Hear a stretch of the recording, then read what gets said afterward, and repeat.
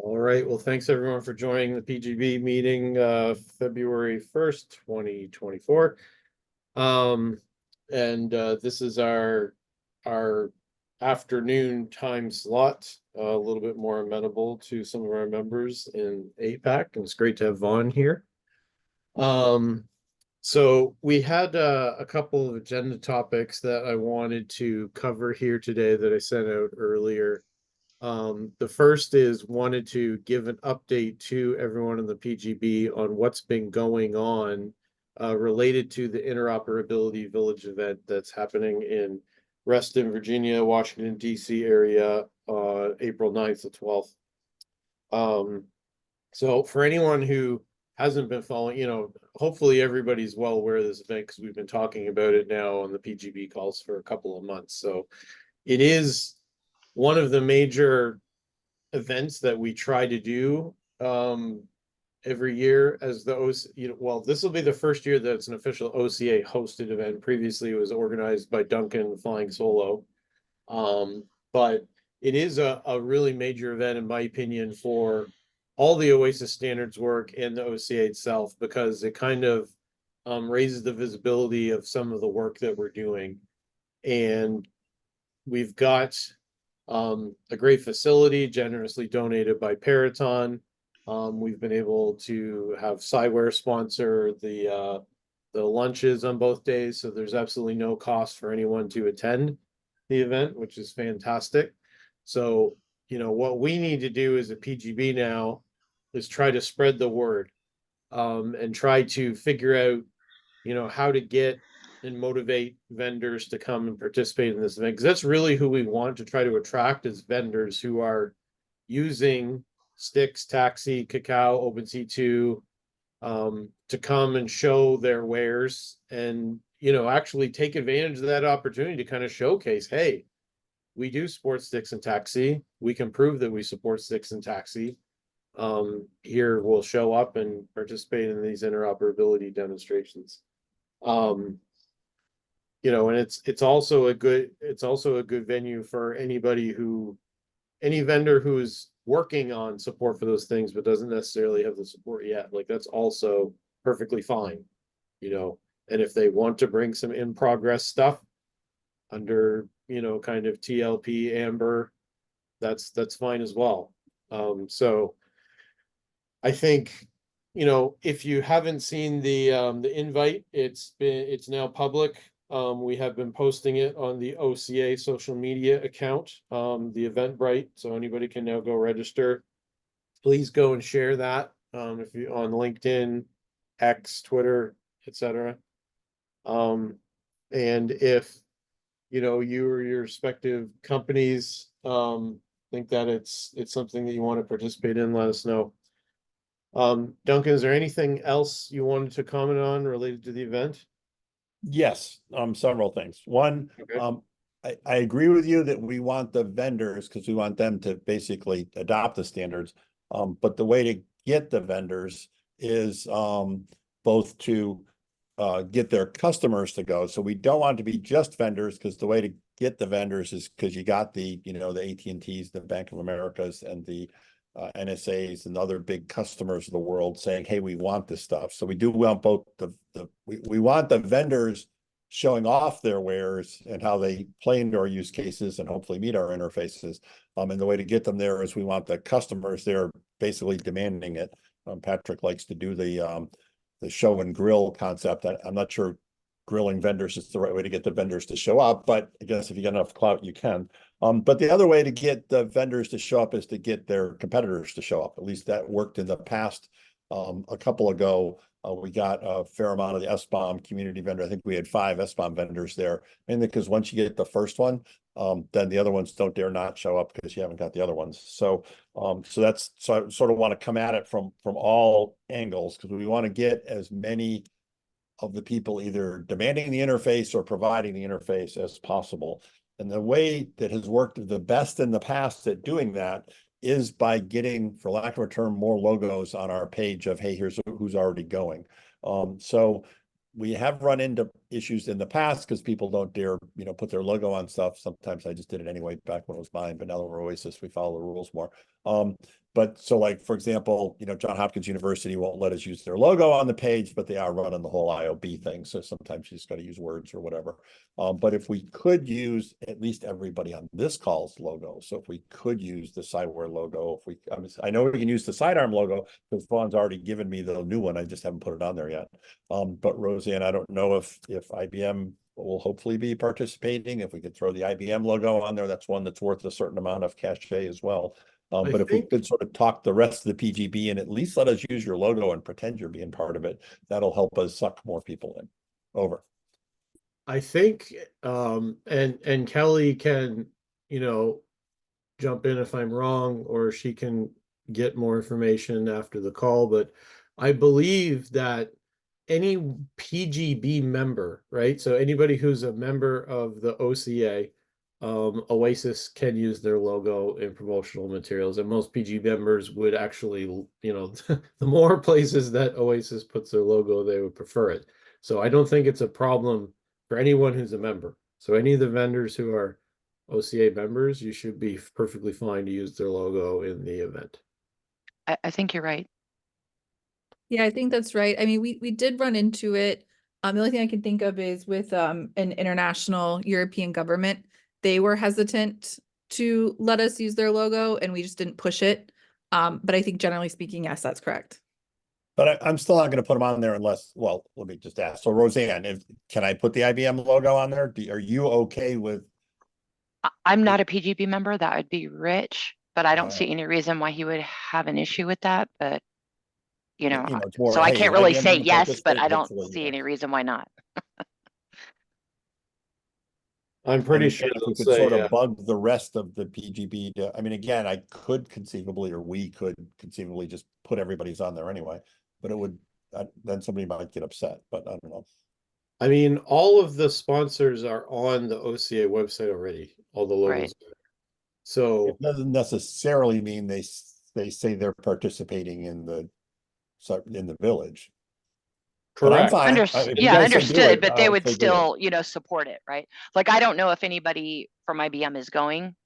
But I know that we would support it because we're members. I would say hopefully, because we have both Yeah. stick shifter and Kestrel stuff there, but Right. and again, you could be going virtually. You don't have to physically be there. But yeah, okay, good. And Jason, so then by definition, I assume it's okay to put the Cywares in there too then, right? Yes, it's okay to use Cywares for sure. We're actually sponsoring the event, so. And then Kelly, one of the things as we sort of work out the details of it, will you be reporting or somebody be reporting at any of the cast meetings on who's actually answered in the registration that they're bringing sweat equity so that we can, again, get them more involved? I don't know the answer to that question. I don't know that I know where that information is, but I can get back to you on that.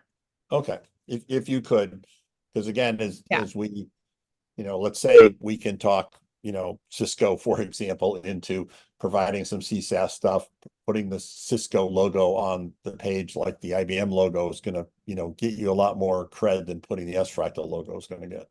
Yeah, so just to make sure I understand what you're asking, you are asking to be updated on who has and who has not contributed sweat equity. That way we can Well, chase. no, so the registration form, which is now out, has questions that go with it. And Okay, the yep. questions respond with, hey, we're, yes, we support CSAF, or yes, we support OpenC2. There's a list of all our different projects that they basically can say, hey, yeah, we support this one. And Mhm. if we had that list, if I or anybody who feels like marketing the village has that list, we can then go to those people and say, hey, great, you're supporting this. You mind if we use your logo to say that you're involved? And Got it. It's sort of a snow, at least in the past, it worked really well 2 and 3 ago. Didn't work as well 1 ago because we did it too quickly. The one we did last June, we did on like 2 weeks notice and it didn't work as well. But the previous 2, and actually the first one 5 years ago, the snowball effect, if you get a few, names that other people care about on there, then the other ones start also showing up. Yeah, no, I think I understand your question now. I don't know where that list lives right now, but let me figure it out and we can get back to you I'm guys. guessing Jane owns registration of the Yeah, village, so. that would be my guess. So she's Yeah, probably so got it if you could somewhere. just let her know that it would help our overall marketing effort if the information that can be gleaned from those answers could get shared among the people to then go among us, I'll say insiders, to then go bug, other people to, because like I said, that at least the two things that worked the best in the past for upping the numbers were basically the keynotes and the everybody seeing where that everybody else was going. Yeah, no, I got you. I got you now. Let me look into that. And before we move to the next topic, the one thing I'll add as well is, if you're not involved in, if this event's really interesting to you, there are planning set meetings, anybody can join. They're on the CASP calendar and mailing list.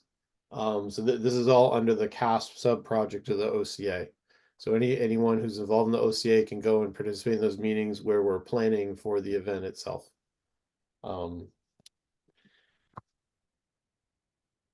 Any other last minute things? And then we can move on to topic number 2. Going once, going twice, sold. Okay. So a couple of people have been asking for the status of cacao the OXA sub project and cacao roaster projects. So I just wanted to give a brief update on those here. So the OXA sub project has had a little bit of a delay due to the primary sponsor and just startup constant priorities shifting around. So I'm just trying to pull up right here now because we did get a statement from David, and I don't want to misquote him. Where is it?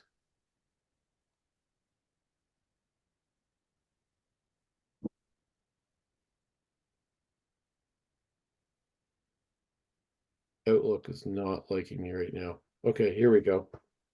Quote David, on OXA, no progress on my side. We want to push forward the communication and launch the working group, even if everything on our side isn't quite ready. So essentially, and he's got a proposal of sticks content for OXA that he plans to illustrate during the CASP event. So essentially, what David's proposal is the outcome of some of the planning for the CASP event, where we're building some of these end-to-end scenarios using sticks. That could actually be a great starting point for the OXA effort, right? Which is about creating kind of a unified end-to-end ontology standard for OpenXDR.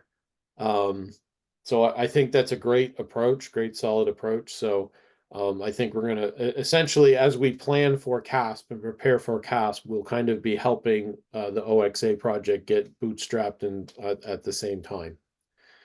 So does anyone have any questions on that one? Yeah, so this is Duncan with I guess a question. So that's with getting effort going on it, but as a OCA project, it is an approved OCA project. Yeah, it's just a little weak on contributions. Am I understanding it correctly? No, it is an official OXA sub-project that the PGB voted to approve. It's just that, so we all voted to approve it. It's just, it's similar to some other projects that we've started in the past that then had a hard time actually getting going, right? So the project is official. It's just there's nothing on GitHub essentially, right? Okay, and that's fine. Other It's just than the initial presentation, right? So we've got the initial presentation artifact, and it's been slow going since then. So we're just trying to figure out, how do we get it going? And the team at Sequoia has just been really busy as life happens, right? Well, I think the village should be enough of impetus that hopefully they'll do something.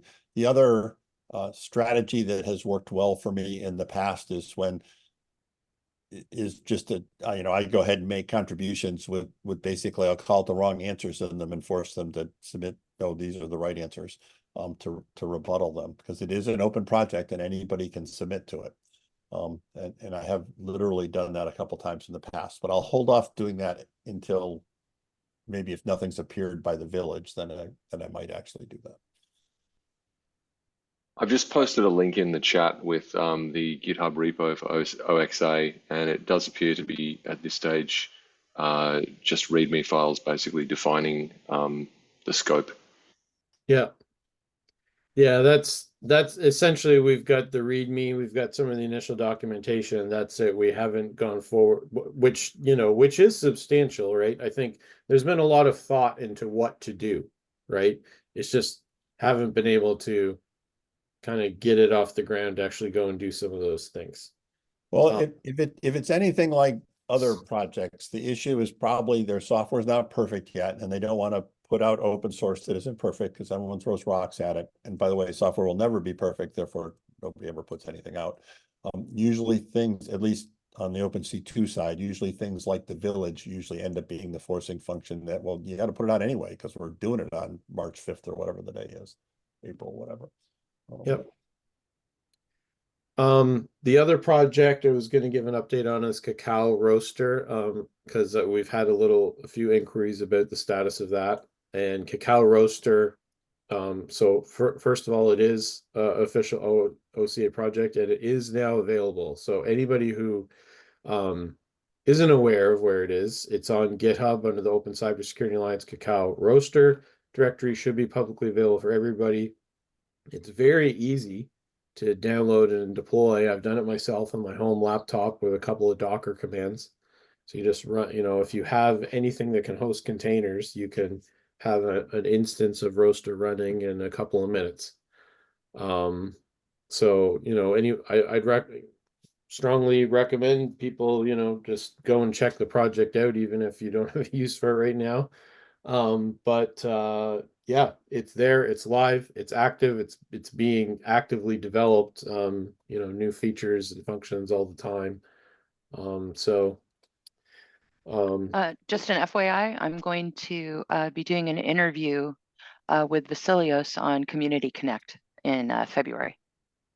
Just so you know. What's the date of that? February 13th. Okay, interesting. Because I was just in a first in the first automation SIG discussion earlier today. And they were looking for somebody to demonstrate and talk about Roaster. So maybe Yeah, let them know. And if they want to come on, that would be awesome. maybe, yeah. But I do have it. Good. I did confirm with him, I think last week. So yeah, we set out the invite. So we should be set up for the 13th. So two questions. One, could someone throw the link to that in the chat just so it gets recorded and just so I can find it, because I just searched on Roaster and there are 1.4 thousand repositories called Roaster in GitHub. So It's in there now. thanks. Thanks, JK. And then the second question is what happens to those once you do those interviews? Because like I got interviewed way back when. Okay, so I kind of have a surprise coming up, but I don't want to announce it yet. But just to kind of give you some background. So I've been going through the WebEx and pulling out transcripts and modifying the audio. And what we're planning on doing is putting that out like a podcast. Okay. And so you should be seeing something on that soon, but we're not ready to go live with it yet. So it's coming. It's just taking a while. All right. And I believe you. promise, I hope to do a big launch and stuff. And But you'll but actually make I'll use of- tell you guys first. But you'll make use of the ones that are already done, right? Absolutely. Yes, Okay. I intend to, yeah, for sure. Okay, good. That's fantastic. I'm Well- excited. I'm hoping it's going to be big, so we'll see. Yeah, no, great. So one more Roaster question. So OXA is on the OCA website, but empty. Roaster is great and exists and works, but isn't on the OCA website. What's the plan to actually add it to the list on the homepage there? That's a very good point. That, you know, we're gonna have to take a note, Kelly, to get that in Claudia's backlog, I guess. Yep. Because it should be added to the website. And what you'll need is just, you know, the few words to put, or what I would recommend is someone come up with the one paragraph, hopefully shorter, of what actually goes on the OCA homepage. And then different projects have done it two different ways, which I prefer one of them. One is they just from that page link to the GitHub.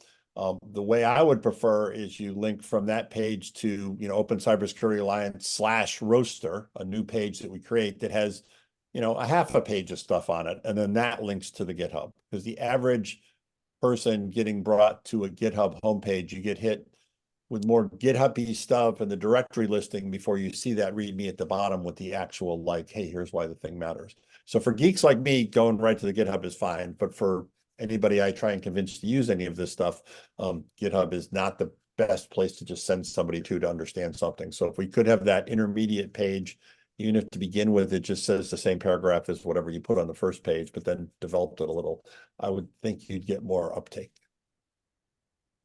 Yeah, that sounds good. I took a note and I'll talk to her tomorrow, or I'm sorry, on Monday about it.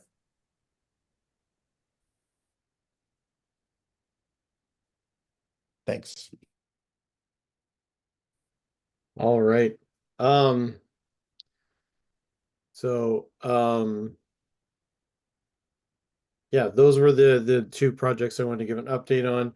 I have two more topics and then we'll open the floor. So the first topic is on TSC maintainers. So Claudia brought up an interesting point here this week around our TSC maintainer list.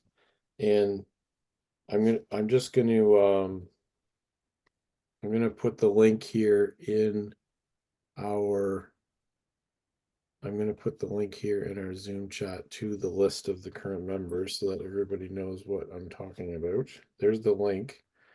If you can open that up. So we're in an okay space because every one of our projects has a maintainer. But it's kind of been raised that a lot of our projects now only have one maintainer. Whereas the ideal scenario is every project should have at least two maintainers so that we can protect ourselves from the bus syndrome. And you never know, you know, when something might happen or someone goes on vacation or you're not available and all of these types of things. Now, as folks should know, TSC members do not have to be OCA sponsors. They don't have to be on the PGB. We can go and recruit folks from any company, any organization who wants to become more involved in open security and see if they can put a couple of hours towards getting familiar with our work and our projects to become a maintainer. They don't have to be a sponsor. So I wanted to kind of raise this to the PGB as something we should be actively thinking about and exploring. And, you know, we'll talk about it again on the call next month for sure. Is how can we recruit some more folks to our technical steering committee? Are there individuals who are working, contributing to some of these projects who might be interested, like who are giving pull requests from external? You know, I do know that I know for a fact that there's a bunch of individuals, for example, using StickShifter and Kestrel. And maybe some of them might be interested in helping out maintaining the project.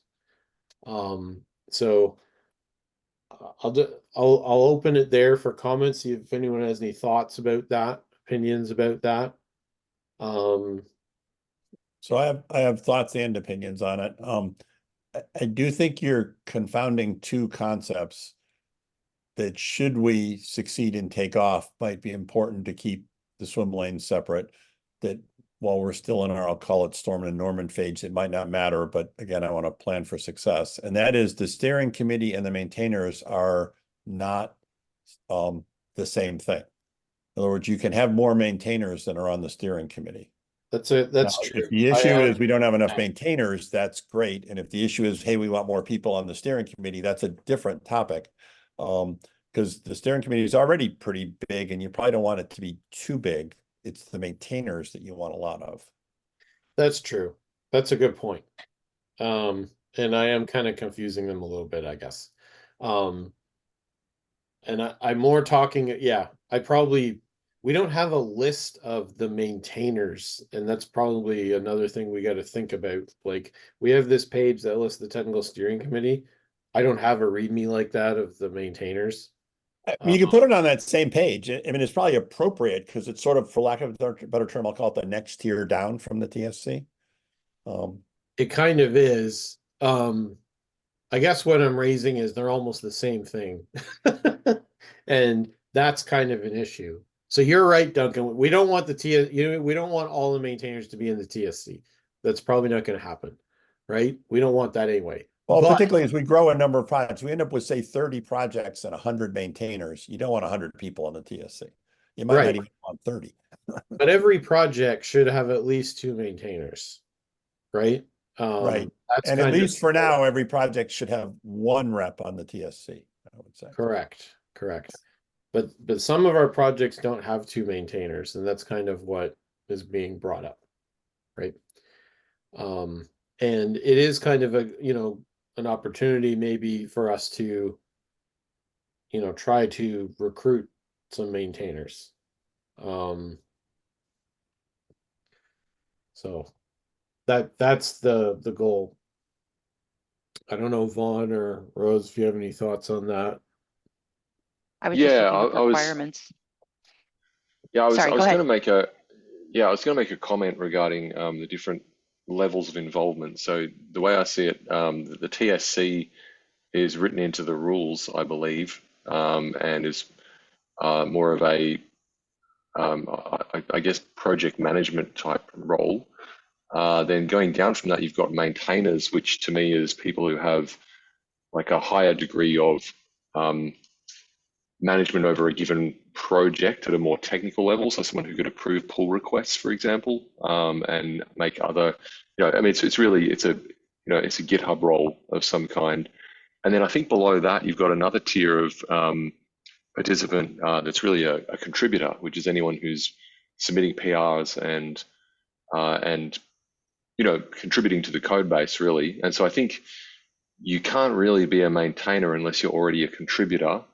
So you could start by looking at who is submitting PRs and which of those people would be willing to step up and take on, more direct responsibility for the project.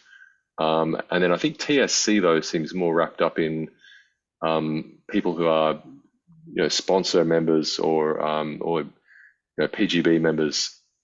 So you're looking more at it's steering as opposed to technical engineering management. Anyway, that was just my comment. And hitchhiking a little bit on what Vaughn said, first of all, +1 to his 3 tiers. I agree with that 100%. The other thing that we forget, though, that we apparently don't do very much of, and we probably should as a PGB, is remember anything isn't official until the PGB approves it. And the purpose of the TSC is to bring stuff to the PGB. So I would hope that with the village coming up might be a good opportunity, say, for Stick Shifter or Kestrel or any of the others to come out with a new release. Because remember, releases can only be approved by the PGB. They can't be approved even by the TSC or by the maintainers. So we probably have been chunking away, updating the software forever, but not actually agreeing to it, which we really should do.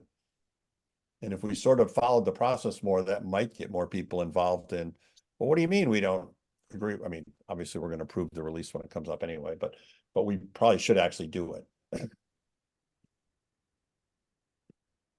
Yeah,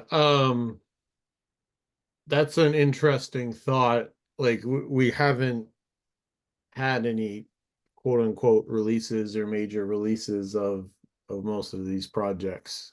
Or even minor releases. Well, yeah, it's the whole idea of a release is vague and somewhat purposeful purposefully vague. Yes, there hasn't been any releases, quote unquote releases, right? I mean, there's been many versions that have been tagged on all of these different projects. There haven't been quote unquote released. We did have this discussion at length with Chet back in the day, and he said it was fine. Yeah, but Because we should look at it more as a marketing opportunity. well, yeah, exactly. It's really more about the major releases, just like with an SDO, right? Like his view, and this is what's in the Oasis Open Project rules, is like all of the different sub releases, they're akin to, just like when you're working on CSDs or committee specification drafts. None of that has to be approved. What needs to get approved and voted on are the official standards, and that would be like the official releases. So like if we're doing like a 1.0 or 2.0, anything that means no more breaking changes, that's what needs a vote. But you should even do it on the, Vaughn's got his hand up. You should even do it on the 1.1s, but Vaughn. Oh, yeah, I was going to say that on a technical level, GitHub has a feature where you can create a release as a different, it's a, I guess, a layer on top of tagging, or a different type of tag. So that would be, I guess, a differentiator is when we actually decide, okay, we want to turn this, we want to actually make a tag that is a release as opposed to just an ordinary version tag. And then, again, this is probably a question for the TSC or for the maintainer of each project, is to to Duncan's point about breaking changes, adopting something like semantic versioning, so we can make sure that releases are consistent. Yeah, because for example, looking the at this stick TSC shifter, it's on release 7. And it's right. an actual release, not a just a tagged whatever. But this is my point, right? So the TSC does do that, Vaughn. So there are guidelines around semantic versioning that all our projects are supposed to follow. That is documented. But to you're highlighting, Duncan, the exact conversation I had with Chat back in the day. It's completely impractical and unrealistic at all that that all of these different projects that the PGB has to approve every time they want to ship, like there's no way. Like no Why one not? ever We just signed say up. we agreed with release 7.01 a stick shifter. We're done. Move to the next one. We don't even meet often enough to do that. It's like completely impractical. Like The last time they put out a release was in December 11th. I would fight meet as so fast hard as we can. against that. Like I would like take it to the board and Well, then Kelly, take it back to Oasis to change the open project rules, because we're not following them. yeah. We either got to follow them or not. The Well, rules say we're supposed to. You can't say, well, we want to do this, but the PGB is meaningless. You're making the PGB meaningless. The whole purpose it exists. It's the only reason, or not the only reason, it's one of the reasons people join it. the definition of release in the Oasis Open Project rules is not tied to anything on GitHub. It has nothing to do with what's going on there. I'm sorry, to a reasonable person of any jury, you wouldn't win that one in court, that the thing you call a release is not a release. Well, You have rules on semantic. yeah, I mean, we can major and take, minor well, releases. yeah, Come on. let's take this out of the call. If you go and read the rules, releases is actually defined. There's an official definition of what release means, and it has nothing to do with GitHub. It's an artifact that the PGB creates. We can call anything a release. It's essentially, like you say, it's for promotion. We philosophically disagree. Back to Vaughn. Yeah, just on. I just sorry, want to make Jason, sure that everyone knows we're not violating any rules. There is no I rule disagree. violated. And record it in the notes. It's recorded. I disagree. Okay. You need to go I read the rules. Yeah, I mean, I haven't read the rules in detail recently, so I will abstain from this particular disagreement. But I think in a general sense, looking at this through a change management lens, if you had a project that needed to put out, let's call it small R releases for for a group of users to be able to receive continuous updates. and you don't want to wait for the cadence of monthly PGB meetings to vote on whether that gets called a release, then you could do some level of delegation. This is where something like semantic versioning is useful, where you say, look, if you're going to make a breaking change to a v1.0 API, then at that point you need to get PGB approval, because that will actually be disruptive for the user community.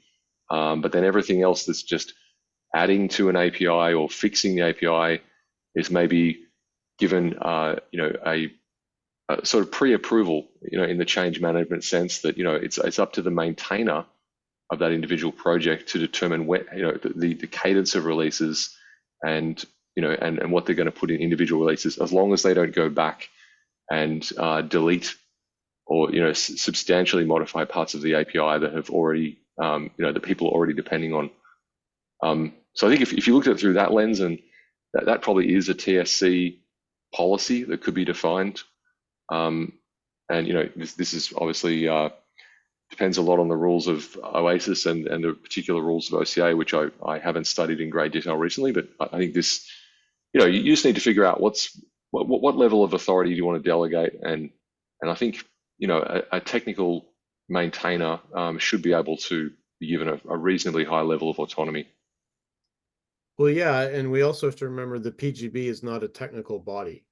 Like it's actually defined by definition that the members of the PGB are expected to be executives and marketing professionals. Like it's not the technical body, right? And if we start getting into just trying to technically steward these projects, then the TSC has no role and the PGB has gone way off course.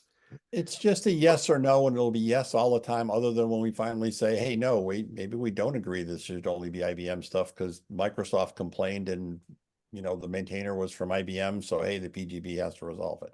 I mean, we're never going to vote no anyway. But again, we either have these rules or we don't. Change the rules if you don't like them, but the rules are the rules. The rules right now are about the PGB taking an artifact and creating an officially blessed quote unquote release so that release could eventually be turned into a standards track artifact.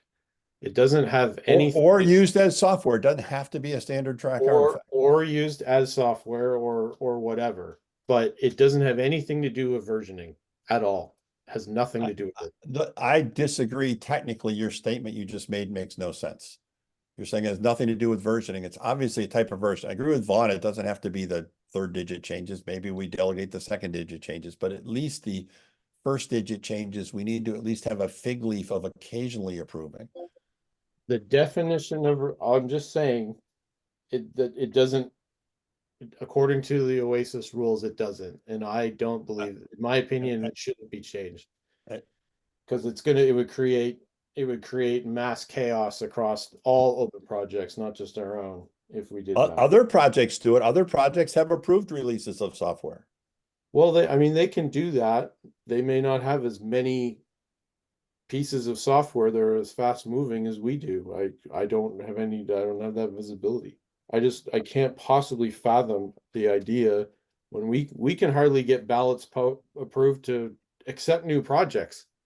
The idea but it's a chicken and egg problem. If we do nothing, we do nothing. If we maybe the way to stuff, we'll maybe do something.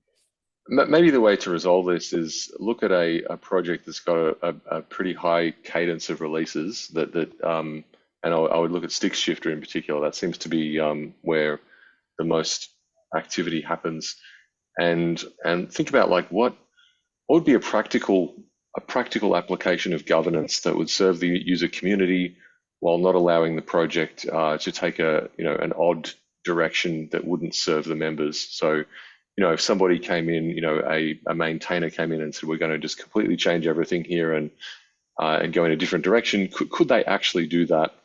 And how would you put in checks and balances to stop that? And then from that, so starting with the outcome in mind, how do we work backwards and capture that into the OCA, steering committee rules or governing board rules, and just make it crystal clear. Yeah, and I think mean, I would I even don't do it think more that from a should happen. marketing viewpoint. How, how often do we want to say, hey, Stick Shifter came out with a new release? We probably don't want to do it monthly. We probably do want to do it quarterly or at least yearly.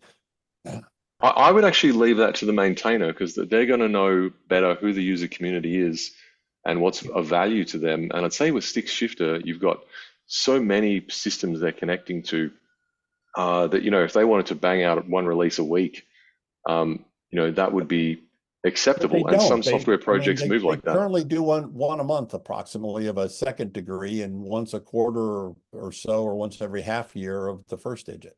I mean, you can look at their history.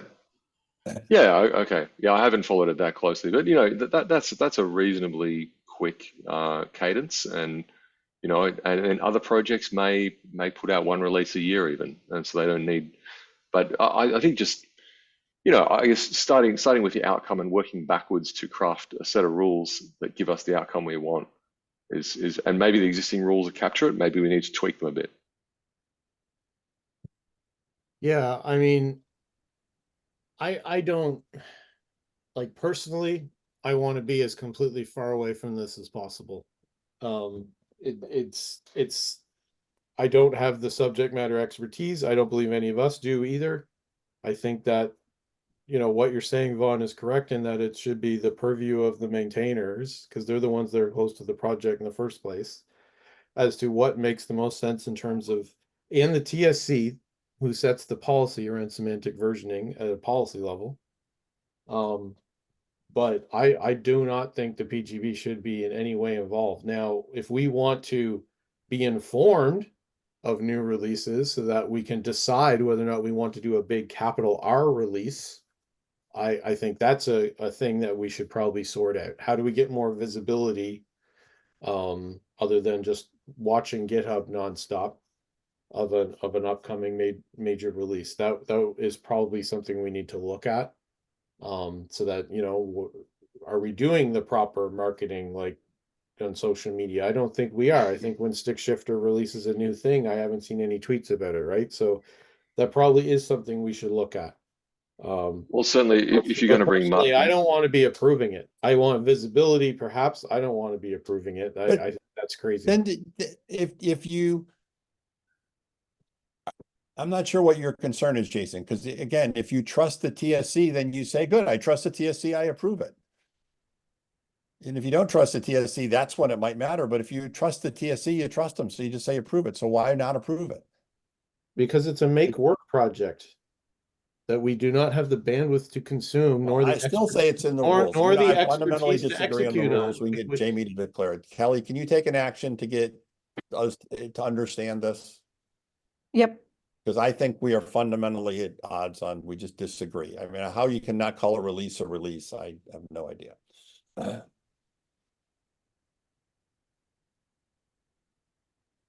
I would gladly testify in any court as a subject matter expert on a release is a release. You can't say no, but these aren't releases. We just call them releases.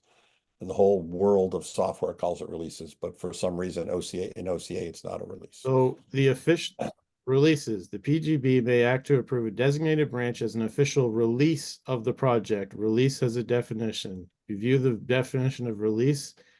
Links to the Oasis Open main definitions page, and release is, and I quote, a release with respect to an Oasis Open project, capital R release, is a collection of links to resources within the project that enable the project governing board to deliver software.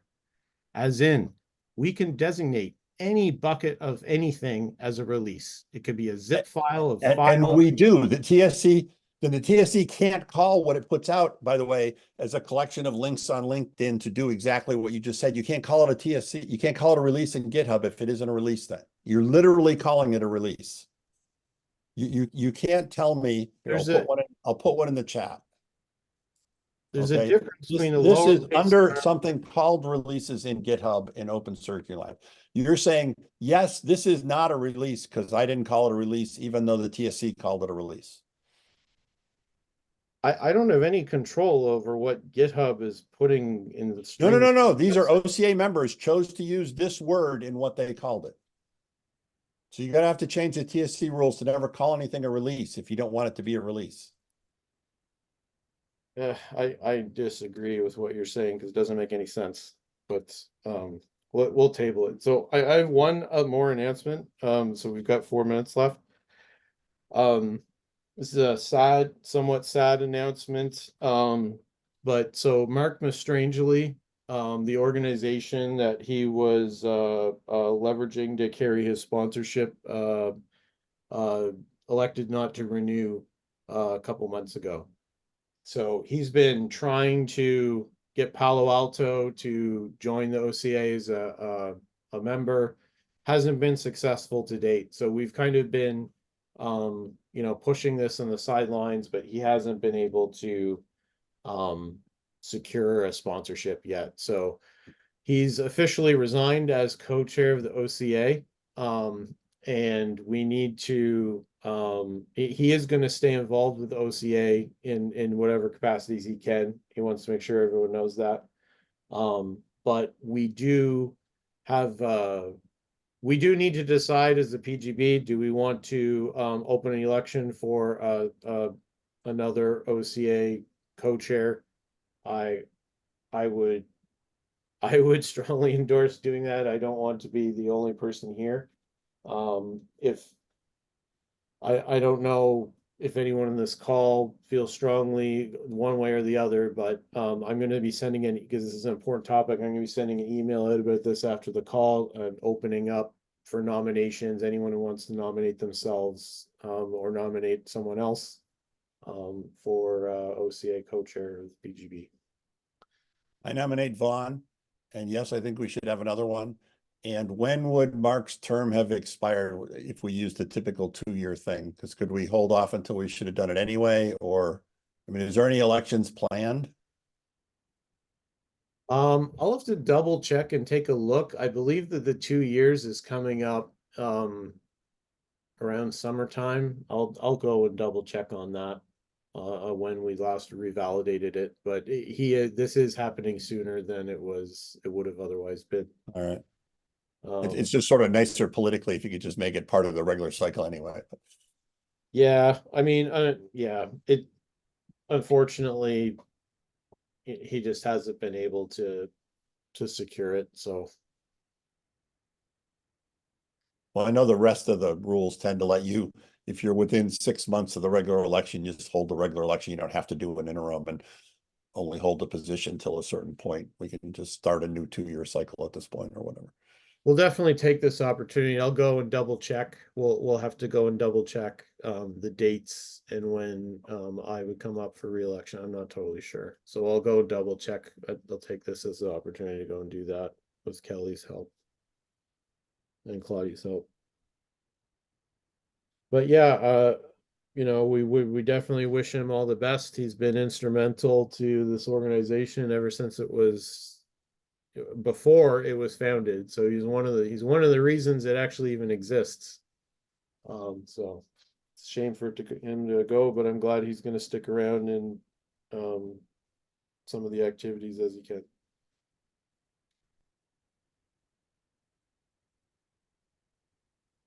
We're at time. Any other closing comments? Otherwise, thanks everybody, and we'll see y'all next month. Okey dokey.